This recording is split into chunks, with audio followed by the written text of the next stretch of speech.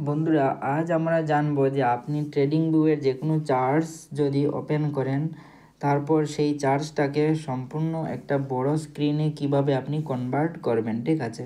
তো সবার প্রথমে আপনাকে ট্রেডিং ভিউ চার্টসের মধ্যে চলে আসতে হবে। তারপর এখানে দেখতে পাচ্ছেন একটা অপশন দেখাচ্ছে, ঠিক আছে? তো এই যে অপশনটা আছে এটাতে যদি আপনি ক্লিক করে দেন তাহলে এটা ফুল স্ক্রিন হয়ে যাবে। যেমন এটাতে পুনরায় ক্লিক করার সাথে সাথে এটা একটা ছোট স্ক্রিনে কনভার্ট হয়ে গেল।